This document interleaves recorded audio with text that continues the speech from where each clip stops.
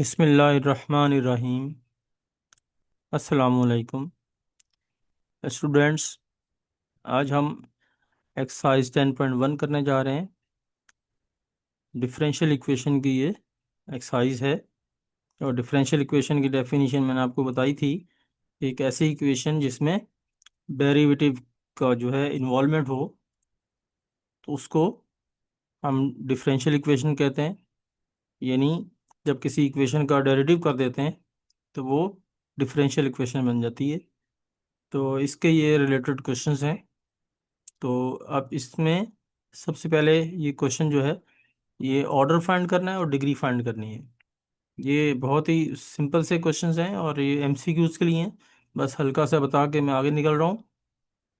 जैसे ये क्वेश्चन दिया हुआ है, इसमें देखें आपके पास हाईएस्ट डेरिवेटिव कितना है। जिसमें डी के ऊपर हाईएस्ट पावर होती है वही इसका हाईएस्ट ऑर्डर होता है। तो देखें ये डी स्क्वायर है तो यहाँ डी है। इसका मतलब ये डी स्क्वायर जो है हाईएस्ट है। इसको आप अपनी आसानी के लिए ब्रैकेट लगा के 1 लगा दें, जैसे मैंने ये किया है। और इसमें क्यूब ऑलरेडी है, वो रहने दें। और ये भी ऐसे ही रहने दें। तो अब डी के ऊपर जो पावर है वही हाईएस्ट ऑर्डर है इसका। तो यानी इतनी मर्तबा ये डेरिवेटिव हो चुका है, 2 मर्तबा डेरिवेटिव हुआ है। तो ये इसका ऑर्डर है। और इसके हाईएस्ट जो ऑर्डर होता है उसकी जो पावर होती है उसको हम डिग्री कहते हैं। तो ये मैंने लिखा हुआ है, हाईएस्ट डेरिवेटिव 2 है इसका। और उसकी जो पावर है उसको हम देखेंगे कि ये कितनी है, वो 1 है। तो यही इसका आंसर है। ठीक है। तो इसी तरह से यहाँ भी ऐसे ही है।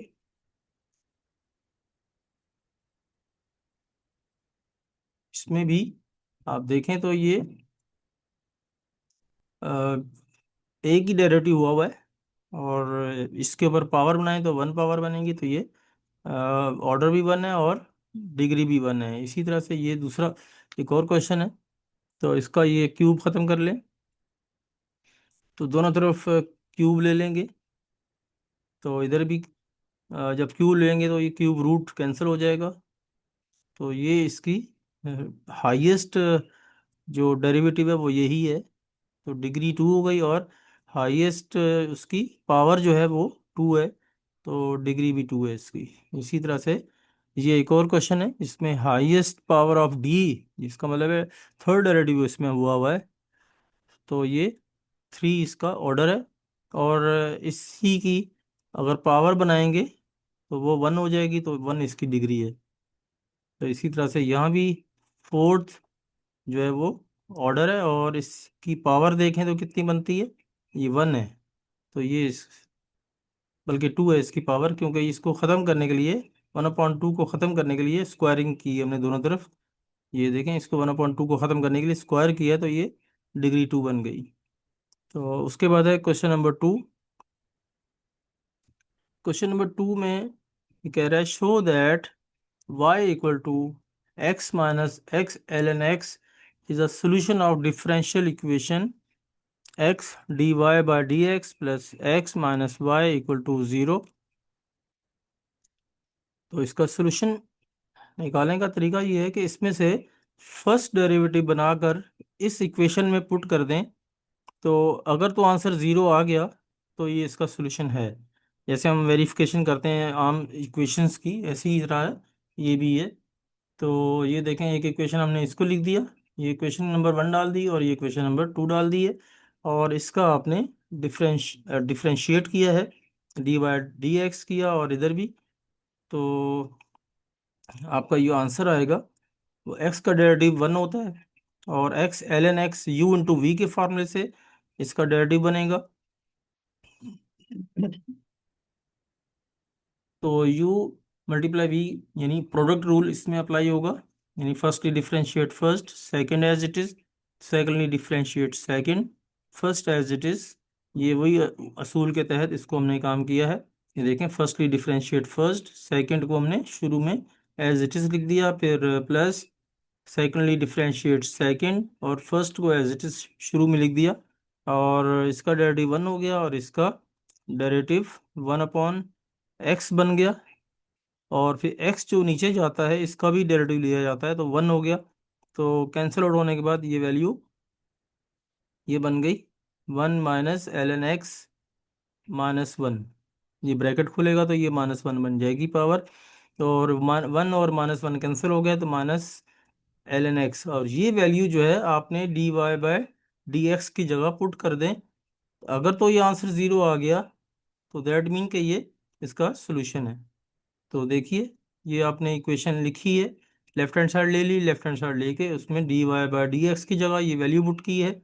ये वैल्यू पुट करने के बाद इसको ओपन कर दिया तो सारी चीज़ें कैंसिल आउट हो गई, आंसर 0 आ गया। तो इसलिए हम ये कह सकते हैं y is equal to x - x ln x is the solution. Third question है y equal to a e⁻² x plus b e⁻³ x is the general solution of d²y/dx² minus 5 dy/dx plus 6y equal to 0। अब ये हम जो equation number 1 है इसको यहाँ लिख लिया और इसको इक्वेशन नंबर 2 बना के लिख दिया। इसमें भी वही काम करेंगे जो हमने पिछले क्वेश्चन में किया है। इसको 2 दफ़ा डेरिवेटिव करेंगे और फर्स्ट डेरिवेटिव की वैल्यू यहाँ पुट कर देंगे, सेकंड डेरिवेटिव की यहाँ वैल्यू यहाँ पुट करेंगे। अगर तो इसका आंसर 0 आ गया तो हम कहेंगे ये इसका सोल्यूशन है। तो वही काम हम करने जा रहे हैं। इसको डिफ्रेंशिएट किया विद रिस्पेक्ट टू एक्स तो dy/dx और d/dx of a e⁻² x plus b e⁻³ x। अब दो टर्म है, u प्लस v के फार्मूले से सेपरेट कर दिया डेरिवेटिव के साथ। a d/dx e⁻² x plus b d/dx e⁻³ x। a और b को d/dx से पहले क्यों लिखा है? क्योंकि ये कांस्टेंट्स हैं। ए और बी इसके कांस्टेंट्स हैं, इनको हमने शुरू में लिख दिया। अब e⁻²x जहाँ भी आता है डेरिवेटिव में इसका आंसर वही रहता है e⁻²x, लेकिन इसकी पावर का डेरिवेटिव लाजमी साथ में करना पड़ता है मल्टीप्लाई करके। अगर तो e⁻x होता तो इसका डेरिवेटिव 1 होता, 1 हम लिखते नहीं है। और 2x अदर देन x आ जाए तो इसका डेरिवेटिव यहाँ कुछ ना कुछ और नंबर बन जाएगा, इसलिए यहाँ लिखना ज़रूरी है। तो a e⁻²x as it is derivative भी वैसे के वैसे ही आना था, फिर उसके बाद इसकी पावर का डेरिवेटिव ले लिया, फिर इसी तरह से b एज इट इज लिख दिया और उसके बाद e⁻³ x as it is आ गया और इसकी पावर का डेरिवेटिव लेंगे 3x का तो 3 इसका आंसर आ गया। अब इसको मल्टीप्लाई कर दें 2a और e⁻²x 3b e⁻³ x। ये इस तरह से फर्स्ट डेरिवेटिव हमारे पास आ चुका है, ये पूरा फर्स्ट डेरिवेटिव का आंसर आ चुका है। और अब दूसरा डेरिवेटिव इसलिए निकालना है क्योंकि हमारे पास जो इक्वेशन जिसने ध्यान दे रखी है इसमें दो डेरिवेटिव की वैल्यू पुट करनी है। एक फर्स्ट डेरिवेटिव ये है और ये एक सेकंड डेरिवेटिव है, इस दोनों की वैल्यूज हमने पुट करनी है। तो इसलिए एक दफ़ा फिर डेरिवेटिव लेंगे, तो एक दफ़ा फिर डेरिवेटिव ले लिया। तो ये 2a कांस्टेंट है, ये डेरिवेटिव से पहले लिख दिया, डायरेक्टली मैंने लिख दिया, तो पहले मैंने शो कर दिया था। और अब मैंने डायरेक्टली इसको इसके पहले पहले लिख दिया डेरिवेटिव को, और e⁻²x और इसी तरह से प्लस 3b को मैंने डायरेक्टली d/dx से पहले लिख दिया और मेन फंक्शन को d/dx से साथ लिख दिया। अब इसका डेरिवेटिव भी वैसे ही होगा जैसे पिछले क्वेश्चन में हुआ था। तो इसका जो है e⁻²x एज इट इज रहेगा और 2x का डेरिवेटिव जो पावर है इसका डेरिवेटिव 2 बनेगा। तो 2 × 2 = 4 मैंने डायरेक्टली कर दिया है। और इस तरह से ये 3 पहले से मौजूद है और b भी है, और e⁻³ x का डेरिवेटिव करेंगे तो ये एज इट इज ही रहेगा।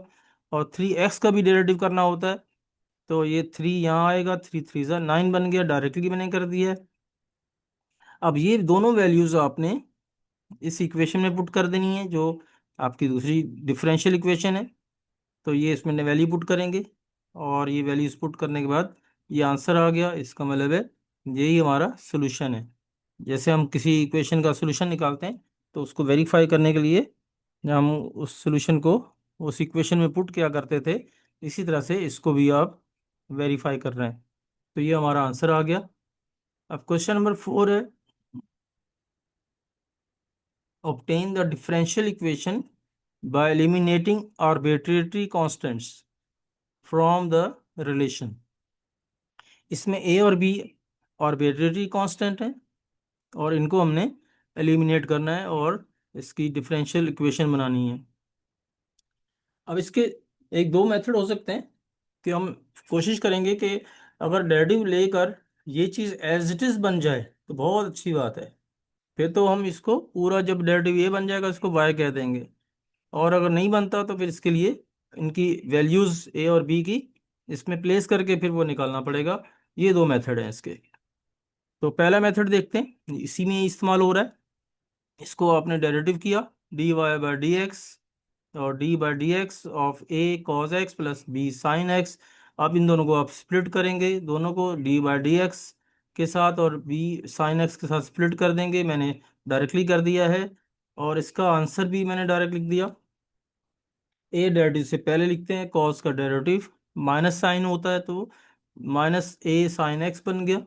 और इसी तरह से बी डेरिवेटिव से पहले लिख के साइन एक्स का डेरिवेटिव करते हैं तो ये कॉस एक्स बन गया, जो कि हमने एज इट इज लिख दिया है।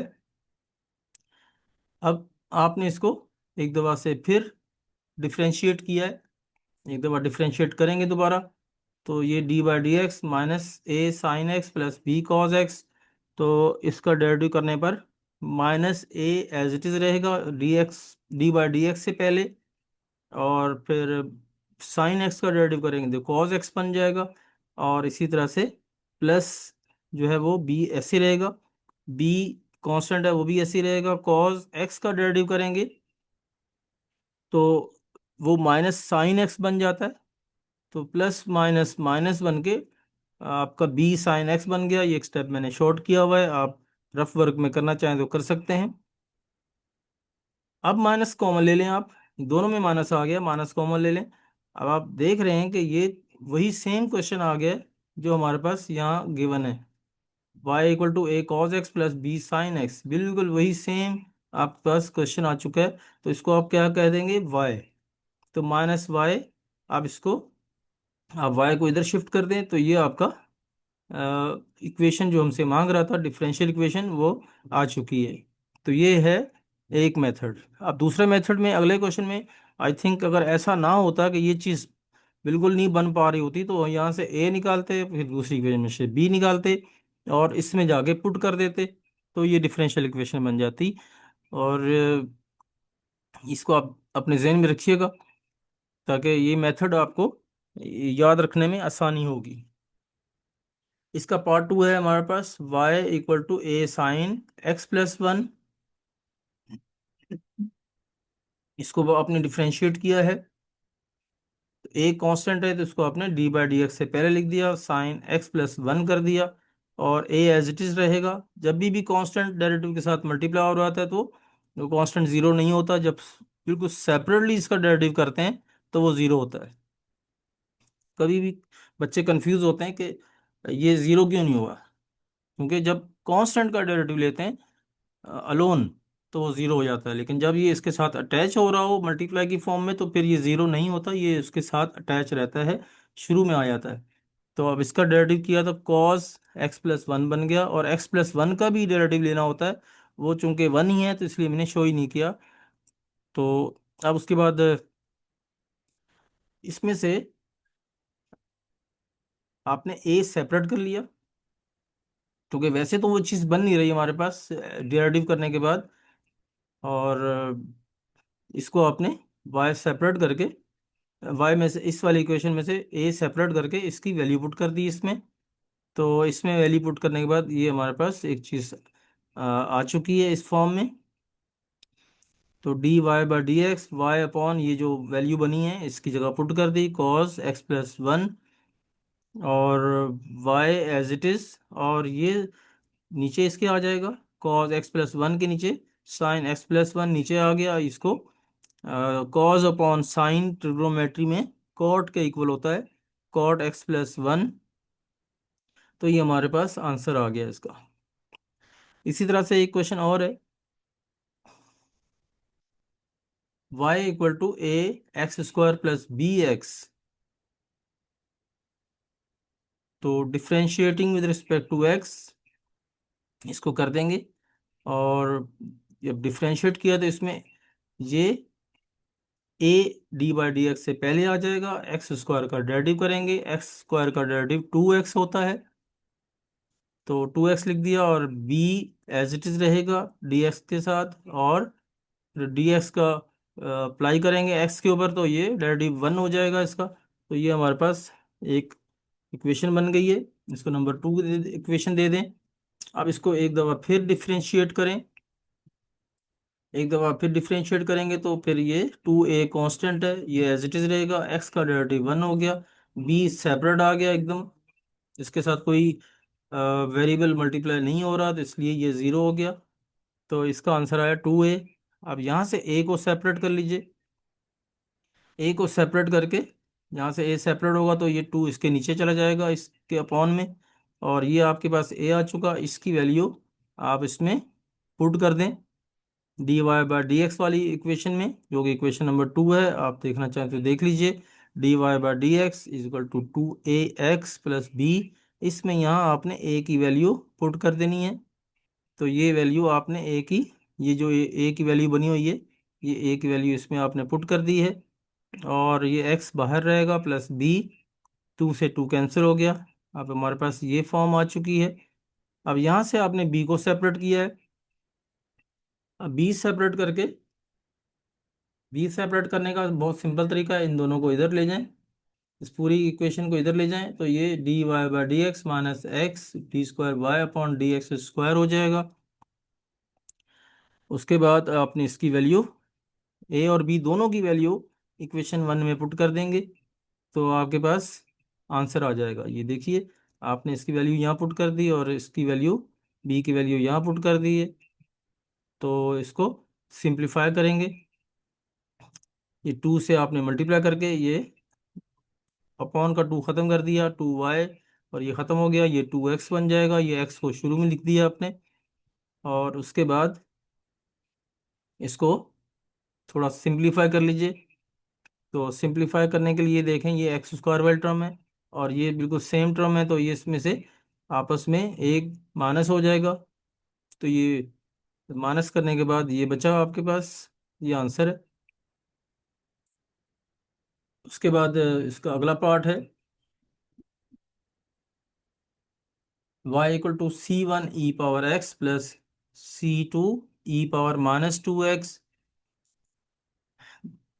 देखें ये क्वेश्चन जो है ना आपके शॉर्ट में आने का बहुत ज़्यादा चांसेस हैं, इसको अगर आप प्रैक्टिस कर लेते हैं तो आपको एक शॉर्ट अच्छा मिल सकता है, चॉइस मिल सकती है, और बहुत आसान से क्वेश्चंस होते हैं ये क्वेश्चन। और इसके अलावा एक्सरसाइज 10.2 के पहला क्वेश्चन जो है वो और ये मिला के आपका एक शॉर्ट बन सकता है, और एक्सरसाइज 10.3, इन तीनों में से मिलके एक शॉर्ट बन सकता है, और लॉन्ग आपको पता है 10.2 में से क्वेश्चन 2 और 3 में से लाजमी बनना है और कंपलसरी होना है, तो इसलिए इसको अच्छी तरह से तैयारी करें, प्रैक्टिस करें, ताकि आपके ये शॉर्ट क्वेश्चन ज़ाया ना हो।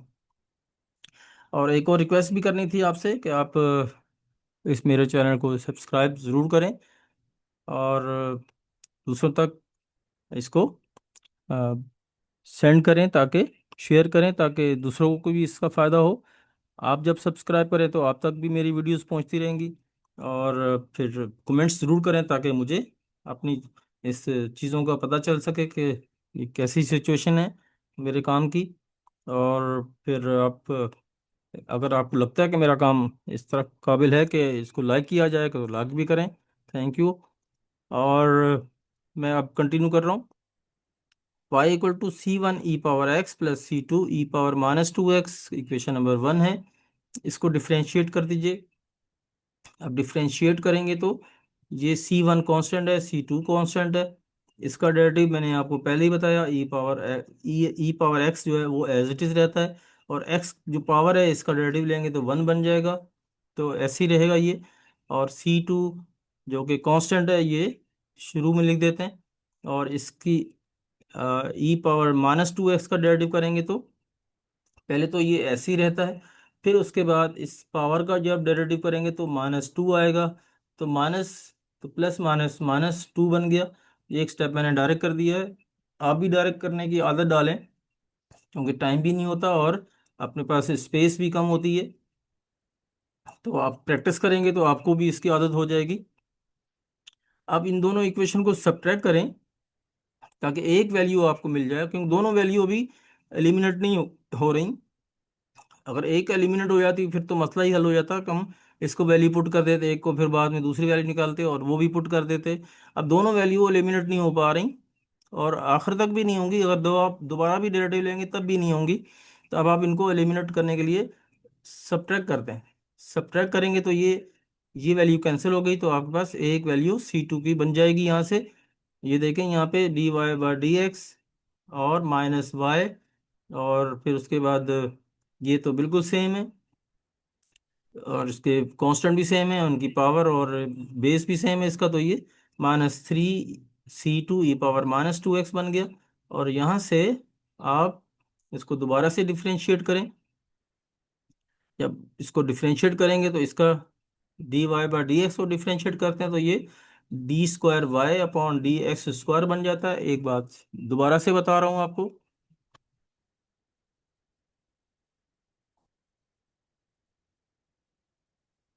इस बात का दोबारा बता रहा हूँ कि जब भी डी डी मल्टीप्लाई होते हैं तो d² बनता है, और dx dx से मल्टीप्लाई होता है तो dx² बनता है, d²x नहीं बनता। ये बात जहन में बिठा लीजिए कि d के ऊपर स्क्वायर होगा, लेकिन dx जो है उसमें एक ही ये चीज़ है, इसके ऊपर यहाँ स्क्वायर बनेगा। और -dy/dx, क्योंकि y का डेरिवेटिव 1 नहीं बन सकता, तो इसलिए ये ऐसे लिखा जाएगा। और अब इसमें से -3C2 जो है वो कांस्टेंट है, ये एज इट इज लिखा जाएगा। अब इसका डेरिवेटिव करना है आपने। इसका डेरिवेटिव करेंगे तो ये एज इट इज हमारे पास आंसर आ जाता है e⁻²x। और इसके बाद फिर आप इसका डेरिवेटिव कर देंगे -2x का, तो -2 बन गया, यहाँ डायरेक्टली मैंने लिख दिया है। आप इसको सिंप्लीफाई करें तो ये माइनस माइनस प्लस, 3 × 6 C2e⁻²x। और उसके बाद ये इक्वेशन 4 हो गई आपके पास। और अब इक्वेशन नंबर जो आप पीछे छोड़ के आए हैं, इक्वेशन नंबर 3, इसमें C2 की वैल्यू यहाँ से आप इसमें पुट कर सकते हैं। तो देखिए यहाँ पे C2 अलग करके आपने इसमें वैल्यू पुट कर दी है, और उसके बाद इसको सिंप्लीफाई कर दीजिए। Put value of C2 in equation number 4, और ये देखें इसमें 4 में पुट कर देंगे। तो ये इसके बाद ये सिंप्लीफाई करें इसको। सिंप्लीफाई इस तरह से करेंगे कि 3 और 2 आपस में कैंसिल आउट हो रहे हैं, और ये भी पूरा मल्टीप्लाई हो रहा है इसके साथ, तो ये यहाँ से ये कैंसिल हो गया। तो ये आपके पास ये फॉर्म बचती है, इसको अरेंज करें और ये आपका आंसर आ गया। तो ये है क्वेश्चन नंबर 4।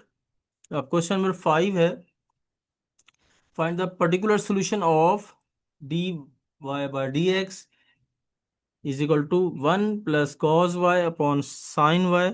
और ये कंडीशन दे रखी है कि y इक्वल है π/2 के, व्हेन x इक्वल टू 3। ये x की वैल्यू है और ये y की वैल्यू π/2 है। इस तरह से लिखें, या इसको ऐसा लिख दें y इक्वल टू π/2 और x इक्वल टू 3। तो अब ये कंडीशन है आपके पास, और गिवन दैट ये आपको इक्वेशन दिया हुआ है x+2 √1 + y + c equal to 0। ये जनरल सोल्यूशन आपको दे रखा है उसने, और आपने इसको इक्वेशन नंबर 1 कह दिया है। इसको इक्वेशन नंबर 1 कह दिया है, और फिर आपने इसमें से वेरिएबल सेपरेट करके इसको इंटीग्रेट कर देना है। आप इंटीग्रेट करेंगे तो ये आपके पास इंटीग्रेट करने के लिए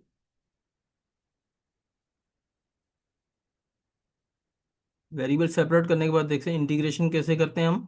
इसको यहाँ से उठा के पावर में ले जाएंगे। 1 + cos y power -1/2 sin y dy equal to dx।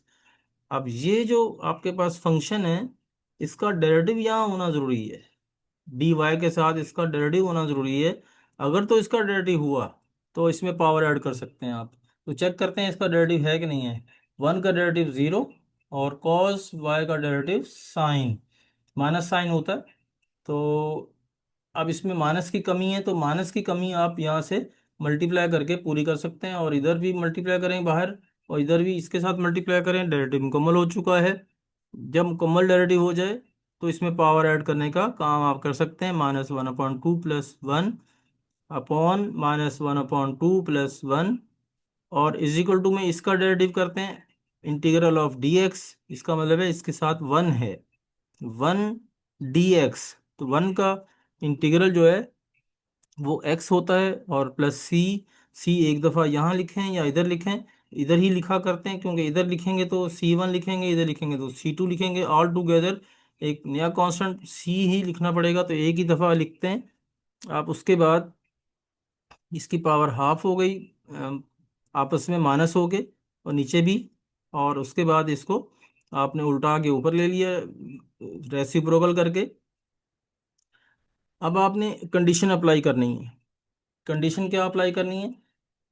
y की वैल्यू पाई बाय टू, जहाँ y आएगा वहाँ पाई बाय टू लिखना है, और जहाँ थ्री आएगा, x आएगा, वहाँ थ्री लिखना है। तो ये मैंने यहाँ सेपरेट करके दिखा दिया हुआ है इसको। ऐसे भी लिखा हुआ आ सकता है, इस तरह भी आ सकता है। इसको समझ लें कि यहाँ ब्रैकेट में जो चीज़ होती है वो x की होती है, और इज इक्वल टू के बाद होती है वो y की होती है। और इसको अपने जहन में रख लीजिए। अब आपने ये कंडीशन अप्लाई कर दी, x की जगह थ्री लिख दिया और इसकी जगह पाई लिख दिया, तो थ्री एज इट इज चलेगा। Two one plus cos 90, cos pi by two का मतलब है 90 डिग्री। 90 डिग्री जीरो होता है, तो ये टू इन टू वन जा टू बन गया, तो सी की वैल्यू फाइव आ गई, और ये वैल्यू आपने इसमें पुट कर दी तो आपका आंसर आ गया। उसके बाद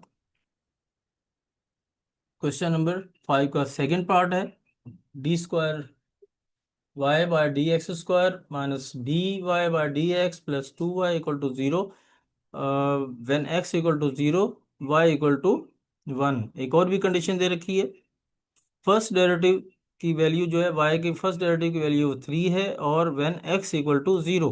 दो कंडीशन दे रखी हैं, एक कंडीशन की बजाय दो कंडीशन दी हैं, तो दोनों को बारी बारी अप्लाई करेंगे। तो देखिए इसमें हमने क्वेश्चन जो है वो ये क्वेश्चन उतार लिया, इसका डेरिवेटिव कर देंगे, इसका डेरिवेटिव किया, और हमें सेकंड डेरिवेटिव तक करना पड़ेगा यहाँ से देखते हुए। एक दफा डेरिवेटिव करेंगे तो ए कांस्टेंट है, ई पावर टू एक्स, और टू एक्स जो पावर है इसका डेरिवेटिव करेंगे तो टू बनेगा, हमने शुरू में लिख दिया। और b e power minus x, इसका डेरिवेटिव करेंगे तो बी एज इट इज रहेगा, ई पावर माइनस एक्स भी एज इट इज रहता है, क्योंकि ई के फंक्शन का जो एक्सपोनेंशियल फंक्शन होते हैं इसका डेरिवेटिव वैसे के वैसे ही होता है, बस इसकी पावर का डेरिवेटिव करके मल्टीप्लाई करना होता है। इसका पावर का डेरिवेटिव माइनस वन आएगा, वो यहाँ माइनस वन लिखेंगे, तो माइनस प्लस माइनस बन के मैंने डायरेक्टली कर दिया है। और उसके बाद इसको d y by d x को वाई बार भी करके लिख सकते हैं, मैंने वाई बार लिख दिया इस तरह से।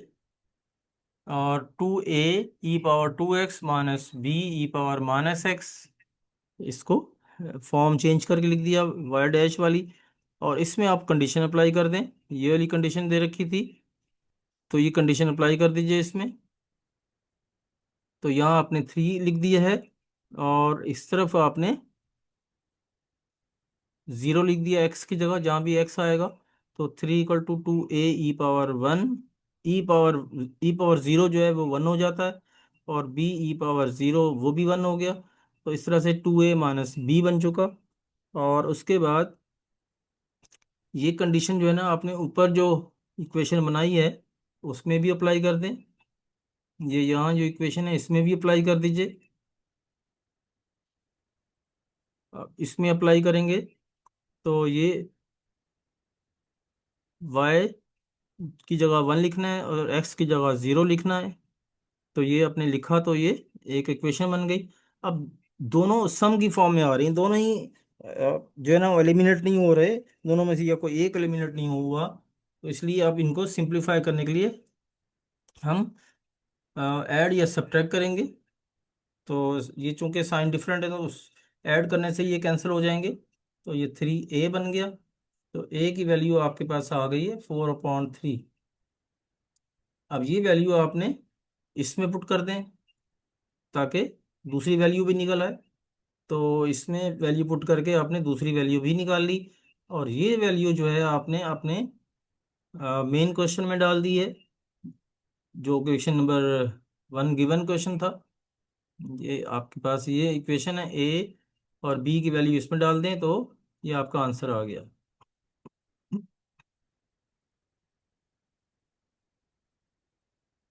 तो इस तरह से ये एक्सरसाइज हमारी ख़त्म हुई है। और मुझे उम्मीद है कि आपको ये एक्सरसाइज समझ में आ चुकी होगी। बहुत आसान एक्सरसाइज है। इस पे आप थोड़ी सी मेहनत करें और प्रैक्टिस करें तो मुझे उम्मीद है अगर इसमें से कोई क्वेश्चन आ जाए तो आप आसानी से कर लेंगे। और मुझे यही बात आपको समझानी है, जितनी ज़्यादा प्रैक्टिस करेंगे उतना आपका अच्छा रिजल्ट आएगा। जितनी कम प्रैक्टिस करेंगे उसमें फिर आपको कन्फ्यूजन ही रहती है। तो इसलिए ज़्यादा प्रैक्टिस करें और अच्छा रिजल्ट लाएं। और मेरी दुआ है कि अल्लाह ताला आपको कामयाबी अता फरमाए, आपको खुशियां दे। और मेरी रिक्वेस्ट है कि मेरे चैनल को सब्सक्राइब ज़रूर करें और लाइक और शेयर करें और कमेंट्स भी ज़रूर किया करें ताकि मुझे अपने क्वालिटी का पता चल सके। और दूसरा ये कि आप शेयर और सब्सक्राइब करेंगे तो दूसरों का भी भला होगा। और आप सब्सक्राइब करते हैं तो आप तक भी मेरी वीडियो पहुंचती रहेंगी, दूसरों तक भी इसका फ़ायदा होगा। तो ये आपका बहुत शुक्रिया। अल्लाह हाफिज़।